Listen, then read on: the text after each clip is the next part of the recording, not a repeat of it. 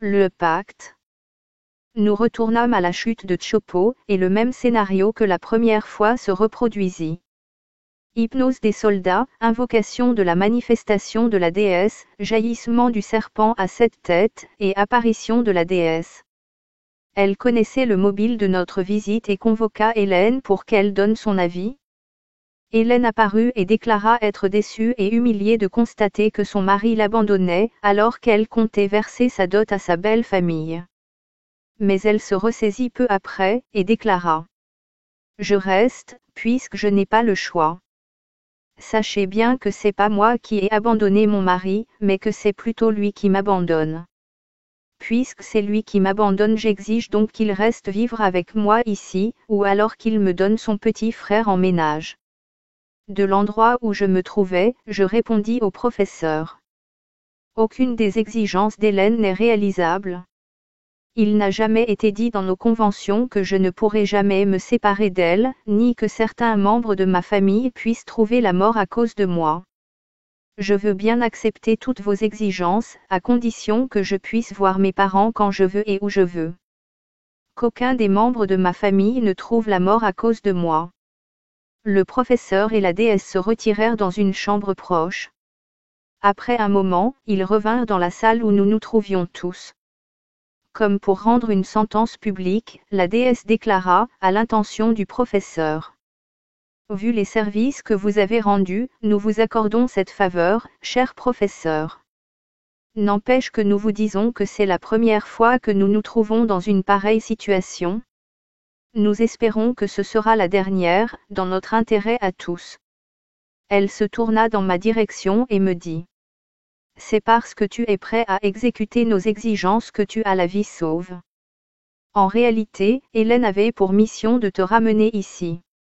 Mais la pauvre t'a tellement aimé qu'elle n'a pas pu agir à l'encontre de ta volonté. Dorénavant, tu travailleras pour nous jusqu'à ta mort. Tu retourneras dans ton univers avec ton professeur.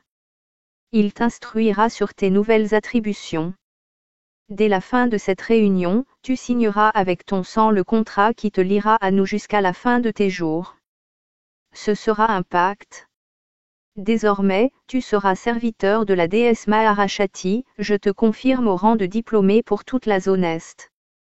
Tu n'es pas un novice pour que je te dise ce qu'il adviendrait de toi si tu voulais nous fausser compagnie. On apporta les papiers.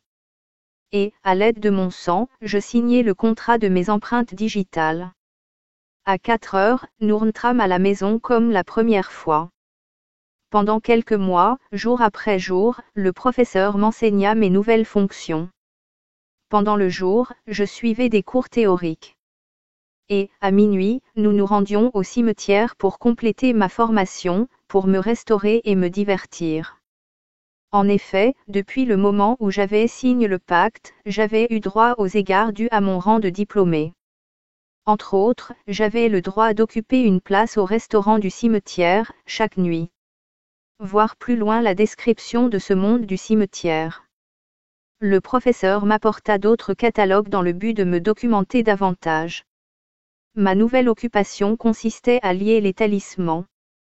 Ces talismans nous étaient envoyés par des clients, qui nous les envoyaient pour que nous y mettions une puissance. La plupart des commandes nous parvenaient de différents pays d'Europe, notamment de la France, de la Roumanie, de la Pologne, et surtout de l'Italie. En Afrique, nous recevions des commandes du Cameroun, du Gabon, de la Mauritanie, du Sénégal et du Zaïre. Pour le Zaïre, nous avions les villes de Kisangani et de Kinshasa. Avec l'aide du professeur, j'avais ouvert une maison identique à celle qui existe à Kinshasa, dénommée Maison Lyon-Gilbert. La nôtre était baptisée Maison Blanche-Foire Kisangani. C'était là que se trouvait mon bureau.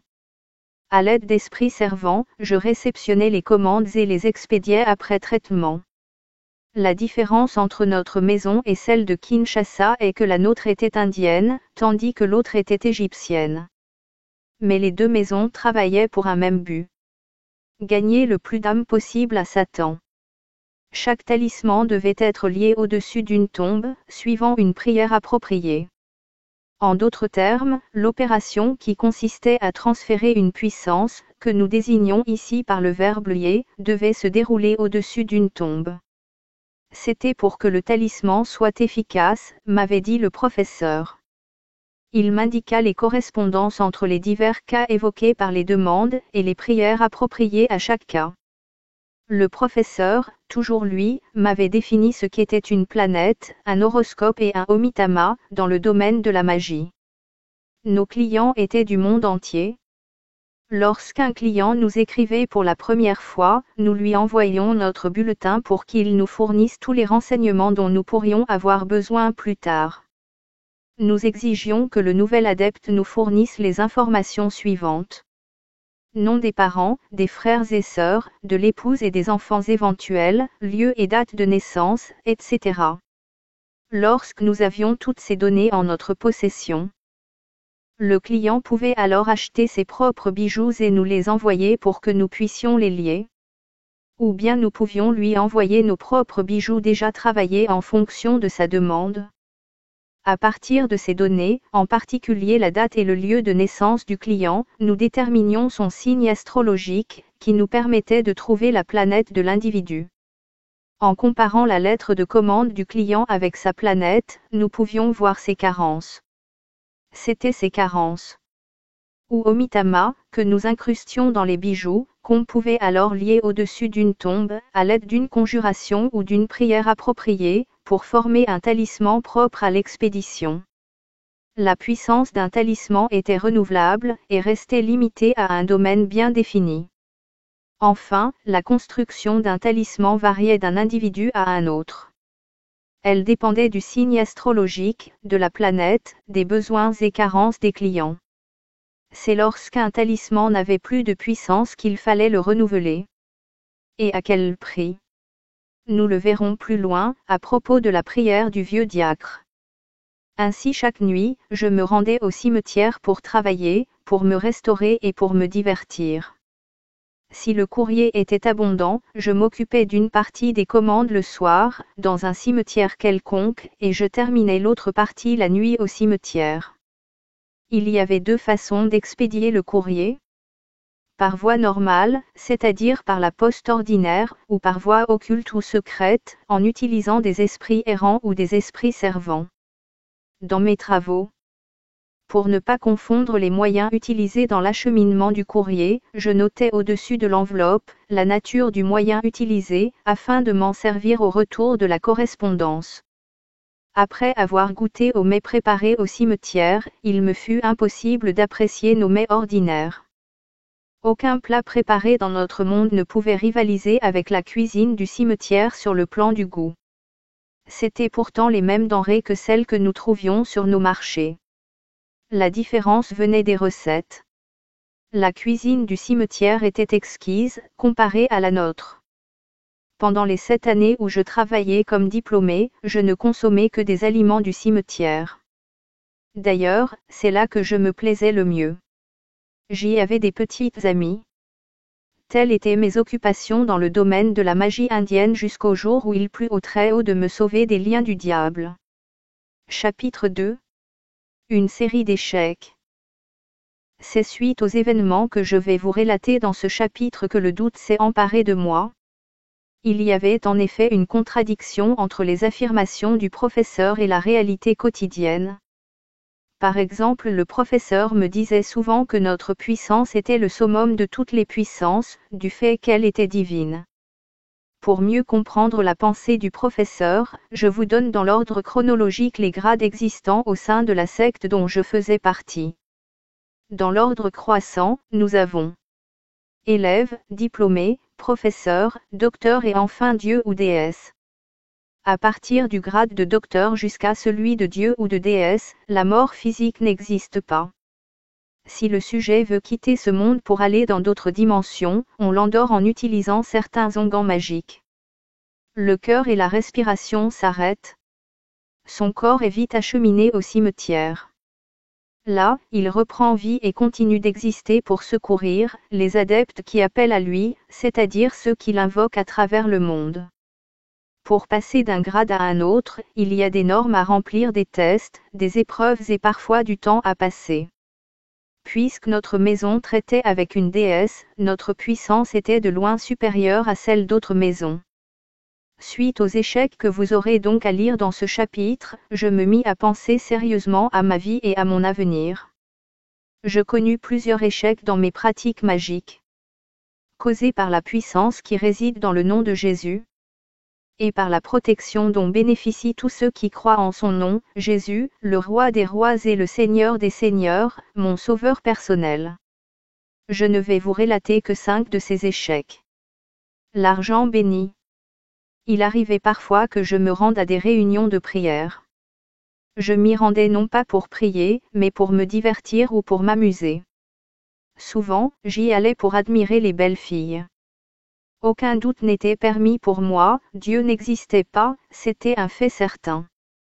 D'après le professeur, tous ceux qui prient mourront pauvres. Partant de ma propre expérience, je donnais raison au professeur. Je me disais que j'obtenais tout ce dont j'avais besoin, sans pour autant recourir à Dieu ni déployer d'efforts. Or la Bible déclare ceci. C'est à la sueur de ton front que tu gagneras ton pain, Genèse chapitre 3 verset 17. Que celui qui ne travaille pas ne mange pas non plus, 1 Thessaloniciens chapitre 3 verset 10. Mais moi, en ce temps-là, je ne connaissais pas la parole de Dieu, la Sainte Bible. Un dimanche, j'allais assister à un culte protestant, il y avait beaucoup de fidèles et les offrandes avaient beaucoup rapporté. L'idée de voler l'argent de l'offrande germa dans mon esprit. Avant même que l'on ait compté les offrandes, le tube magique m'avait révélé la somme totale. 60 000 zaïrs. Je me dis que le coup en valait la peine, et qu'il fallait me procurer cet argent. Je mis l'argent dans le tube magique pour ne pas le perdre de vue. Un objet mis sous le contrôle du tube magique ne peut jamais être perdu de vue, quels que soient les itinéraires empruntés par la personne qui le possède. Je comptais m'emparer de cet argent à la fin du culte. Je sortis de l'église pour mieux me concentrer, et pour déclencher le procédé me permettant d'obtenir l'argent.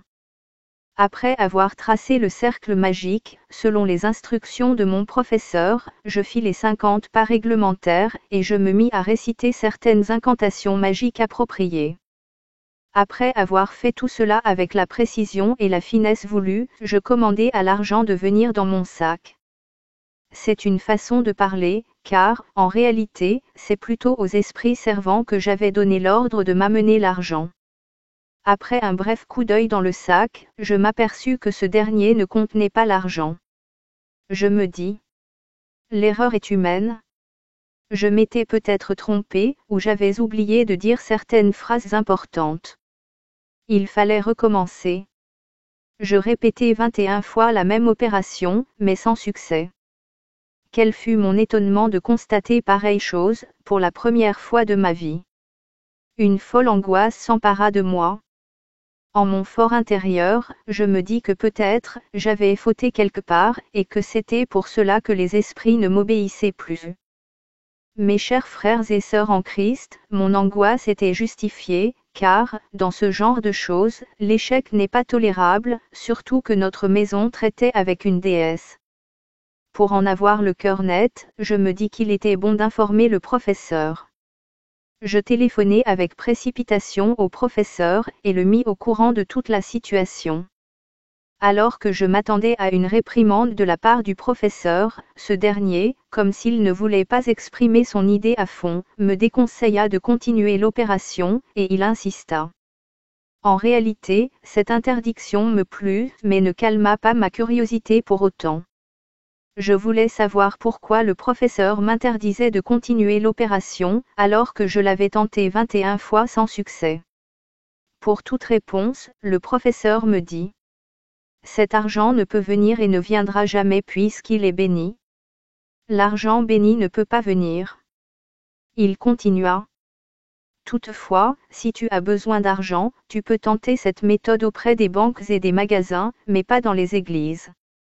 Mais bien-aimés dans le Seigneur Jésus, notre Seigneur nous recommande de ne pas nous amasser des trésors sur la terre, où la teigne et la rouille détruisent, et où les voleurs percent et dérobent.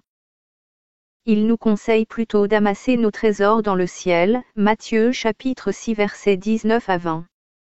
Cette réponse du professeur éveilla en moi une crainte et un grand doute. Je voulus lui poser plusieurs questions, entre autres. Pourquoi l'argent béni ne pouvait pas répondre à notre appel? Pourquoi m'interdire de poursuivre l'opération? Avait-il peur lui aussi de quelqu'un ou de quelque chose? Pour que le professeur ne se rende pas compte de ma peur, je ne lui posai aucune de ces questions. Il n'empêche que cet incident me fit très mal au cœur. Je me sentis frustré qu'il y ait une puissance au-dessus de la nôtre. C'était cette puissance qui avait empêché l'argent d'obéir à mon appel. Ésaïe chapitre 8 verset 10. Je me demandais quelle était donc cette puissance, puisque la nôtre était divine. Secret du nom de Jésus. Après ma deuxième randonnée au pays de la déesse Maharashati, je vous rappelle que mes attributions étaient de lier les talismans. Ce jour-là, les commandes nous étaient parvenues de partout. Il y avait abondance de travail. Je ne pouvais pas traiter tous ces talismans la nuit, vu le peu de temps dont je disposais. J'en liai une partie pendant le jour dans le cimetière situé non loin de la cité. Je me rendais parfois au cimetière pendant le jour, mais après m'être rendu invisible, et chaussé de pantoufles pour ne pas faire de bruit sur mon passage. J'étais accompagné de 2 amis. Pour ne pas attirer l'attention des curieux, nous travaillions en silence.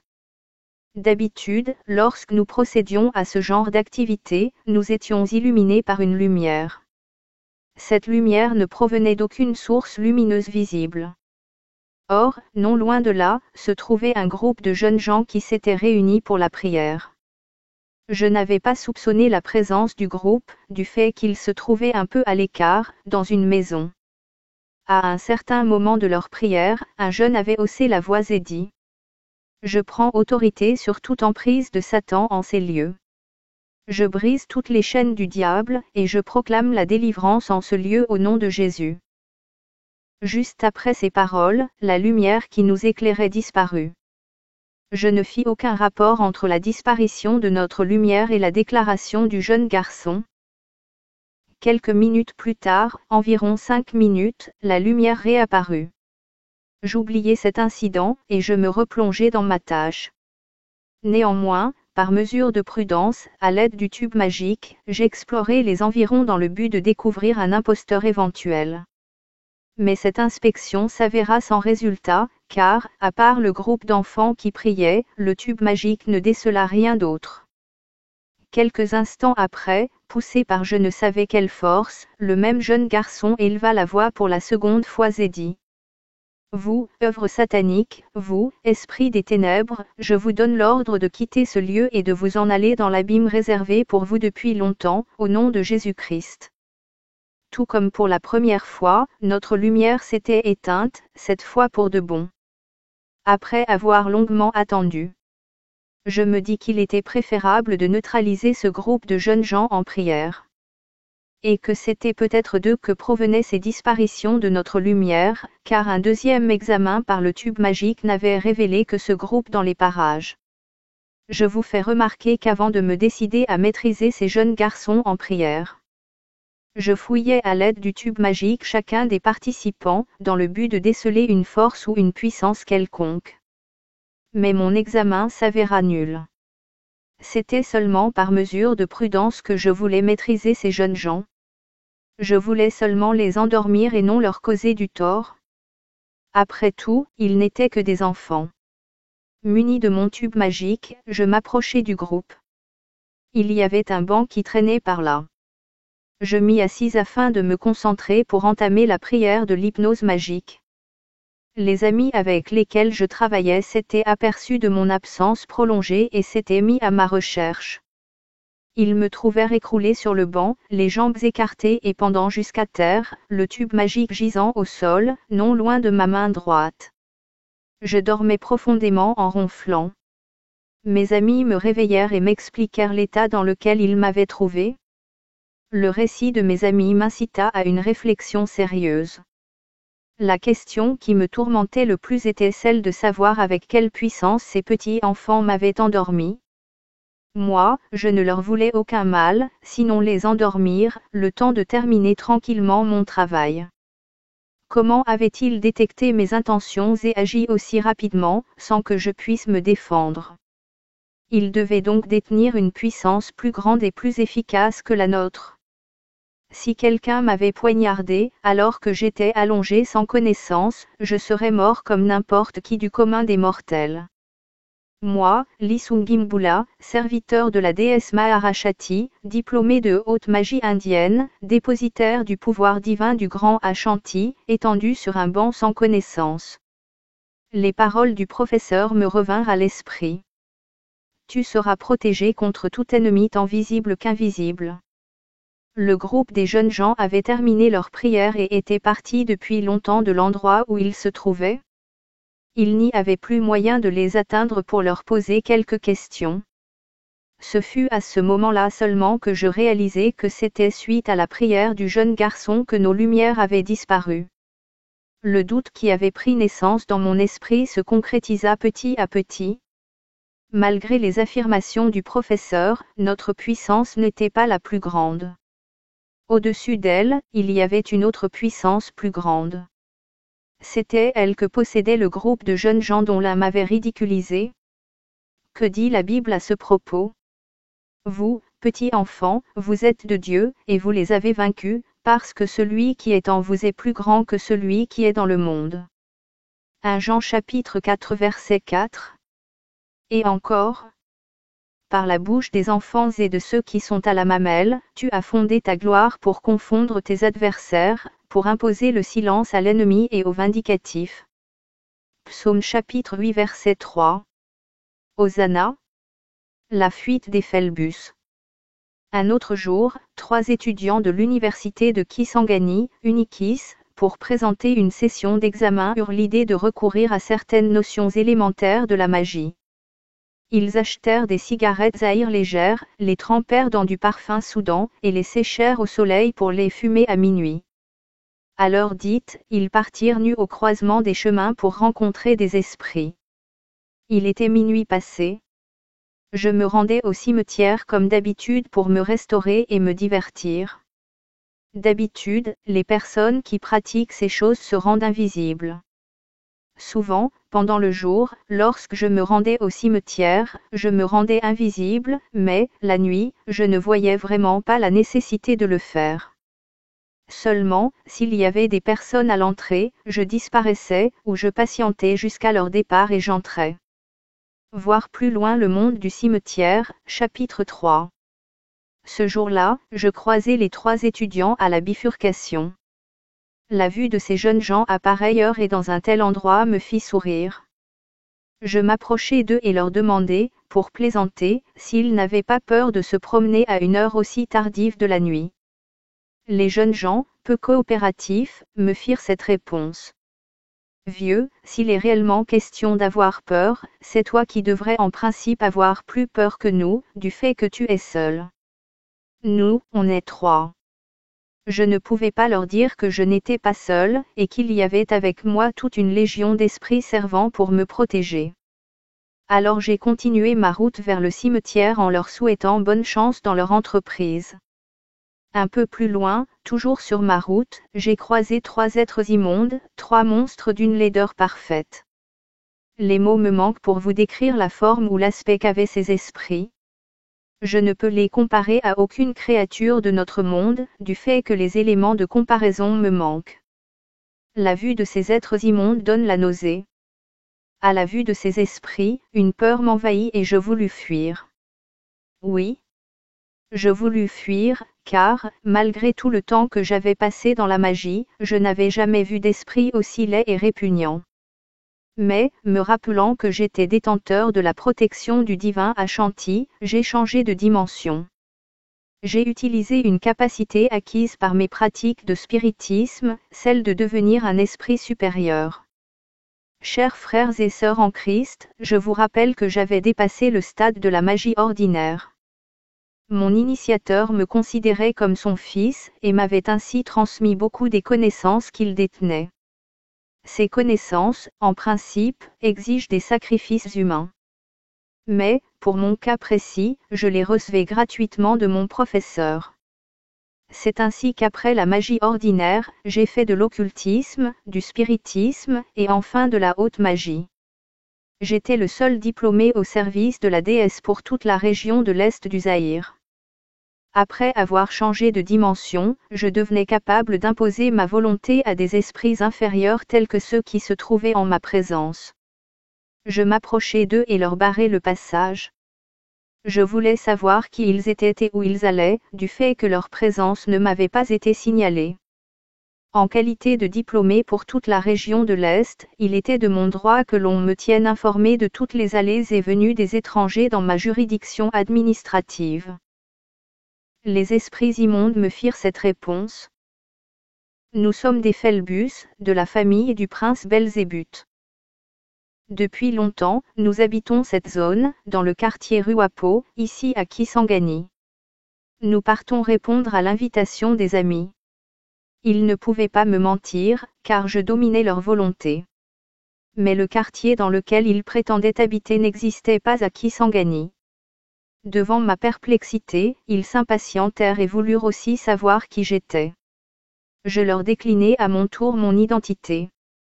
Mon nom est Lissungimbula. Je suis diplômé, au service de la déesse Maharashati de l'Inde. À mon annonce du nom de la déesse, le climat de méfiance qui régnait déjà au milieu de nous se dissipa et ils me confièrent confidentiellement. Nous sommes pressés. On nous attend, et le temps passe. Nous sommes aussi au service de la déesse. Si tu veux de plus amples informations sur nous, téléphone-nous demain à minuit à ce numéro. 0001. Ciao. J'interrompis mon envoûtement. En d'autres termes, je les libérai et ils s'en allèrent. Peu après leur départ, je me souvins des 3 étudiants qui semblaient attendre la visite de quelques esprits. J'établis une relation entre ces 3 étudiants et les esprits immondes. Je décidai de vérifier si mon intuition était juste. D'ailleurs, je n'avais rien à perdre. J'avais vu juste. En effet, les Phélbus se dirigeaient dans la direction où se trouvaient les 3 étudiants. Lorsque ces esprits arrivèrent dans le champ visuel des 3 étudiants, ces derniers n'eurent pas le courage de faire face aux Phélbus et s'enfuirent. Je ne les condamne pas d'avoir fui, en tout cas, car les Phélbus sont ignobles et laids à voir. Personne ne peut supporter de les regarder ou de s'approcher d'eux, sans éprouver un grand effroi. D'ailleurs, c'est comme s'ils répandaient la terreur sur leur passage. La preuve était que moi-même, si je n'avais pas eu mes capacités surnaturelles, j'aurais fait comme eux. L'un des 3 étudiants en fuite trébucha et tomba. Se sachant perdu, il fit cette prière. Seigneur Jésus, je reconnais avoir péché contre toi. Pardonne mon péché, toi le miséricordieux. Sauve-moi, sois ma lumière et ma force. À la suite de cette courte prière, il se produisit quelque chose d'extraordinaire. Les Phélbus, venus d'une seule direction, s'enfuirent chacun pour soi, dans 3 directions différentes. Je ne compris pas pourquoi ces êtres immondes s'enfuyaient ainsi. Je les interpellai pour leur dire de ne pas avoir peur de ces enfants. Je leur criai. Ce ne sont que des enfants. Mais aucun d'eux ne m'entendit ou ne voulut m'entendre. Alors je continuai à crier, tout en courant derrière eux. Ce ne sont que des enfants. Ils ne sont rien. Ils sont inoffensifs. Ils entendaient très bien mes paroles, mais aucun d'eux ne s'arrêta. Leur fuite excita encore davantage ma curiosité. Pour la seconde fois, je changeai de dimension, et parvins à neutraliser l'un des 3 fuyards. Je l'obligeai à m'expliquer la raison de leur conduite subite. Il tenta sans succès de fuir à plusieurs reprises, puis m'expliqua ceci, à contre-cœur. Nous venions répondre à l'invocation de ces 3 étudiants que tu as vus nous attendre.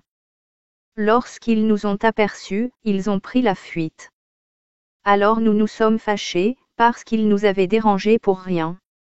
Nous nous apprêtions à les punir, quand l'un d'eux, celui qui est tombé, a appelé quelqu'un à son secours. Ce quelqu'un-là n'aime pas que l'on touche à ses protégés. Du fait que l'autre avait fait appel à lui, il devait venir. Et, en venant, il nous aurait attrapés et nous aurait mis dans un gouffre sans fond. Comment y aurions-nous vécu? C'est ça la raison de notre fuite précipitée. D'un côté, c'est de notre faute. Nous aurions dû savoir si ces personnes collaboraient avec l'autre. Mais nous sommes quand même venus, et maintenant voici la conséquence. En tout cas, si nous avions su qu'ils collaboraient, nous ne serions pas venus. Je remarque qu'au moment où le jeune étudiant avait fait sa prière, je ne l'avais pas entendu, du fait que j'étais un peu à l'écart. J'interrogeai le troisième Philbus pour savoir qui était celui dont le seul nom, prononcé cette nuit-là par un étudiant, avait fait fuir ces Philbus dont j'avais moi-même eu peur. Quel est le nom de ce quelqu'un? Son nom est le roi de tout esprit. Son nom? Jésus. Le Philbus paraissait très mal à l'aise et très fatigué en prononçant le nom de Jésus. Il voulait se sauver au plus vite de l'endroit où nous nous trouvions. Je le relâchai et il s'en alla tout malheureux. Aucun doute n'était plus possible pour moi. La puissance de Jésus surpassait toute autre puissance. Sinon, comment expliquer qu'un nom prononcé tard dans la nuit par un profane puisse mettre en fuite des monstres dont la seule vue incite à la réflexion? 2 de ces 3 étudiants devinrent fous. Ils ne se présentèrent même pas aux examens. La parole de Dieu dit bien. Alors quiconque invoquera le nom du Seigneur sera sauvé. Actes chapitre 2 verset 21.